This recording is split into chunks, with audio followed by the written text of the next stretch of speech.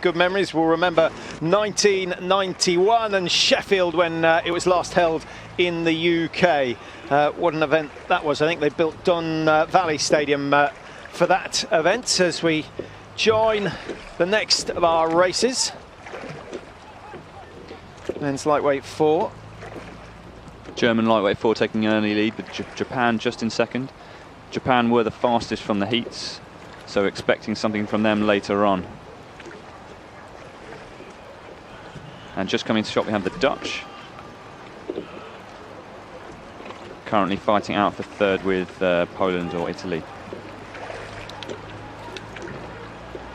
Well, we talked about the weight requirements in the women's. The men obviously are allowed a little bit more, but it's still around 70 kilos. Just explain how the weighting works in the lightweight crews. That's right. So 2 hours before this race, this crew will have had to have trimmed down and all weighed in at under 72.5 kilos to get a crew average of 70 kilos, basically. So these guys are very hungry. They're hungry for the win and hungry for actual food.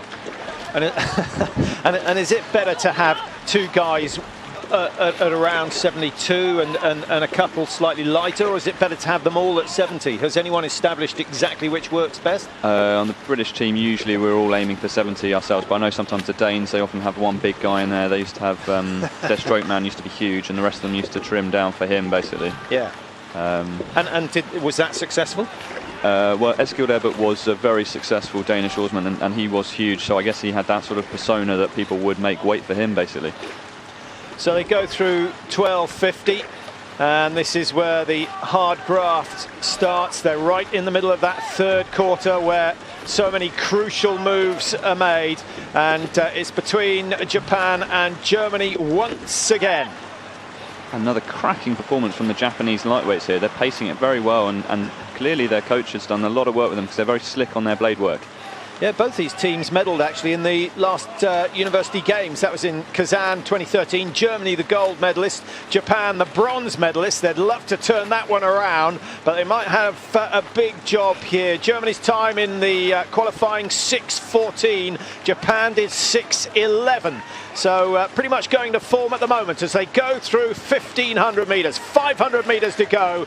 And what are we looking at? Around 130, something like 135 maybe for this last 500.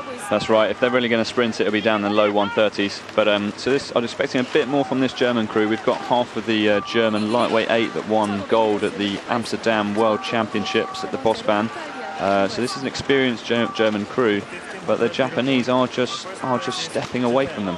Yeah, and Fransman and Wallet, who are the bow and number 2, were also in the last Universiade Games. So that sort of experience certainly can't do any harm. Whether it's going to help them here, we will find out over the next couple of minutes. Germany starting to look a little scrappy as they try and wind it up as they approach the finish here, with Japan out in front and looking very, very competent and comfortable at the moment. Are we going to see 2 Japanese golds in succession? Certainly looks that way at the moment. It does. I think we can't rule anything out from the Italians on the far left of our shot here. They had some very interesting pacing in their heat race. I think they posted a very, very quick third 500 and then slow everywhere else. So this is where they might come into shot. Well, it's got to be super quick and right on cue. You can see the bow of the Italian boat in the distance. Number 1, 4 is Germany. Japan, as you know, number 3. And a really, really solid performance from them. Not the tightest race we've seen so far today. We've been spoiled. Had 2 cracking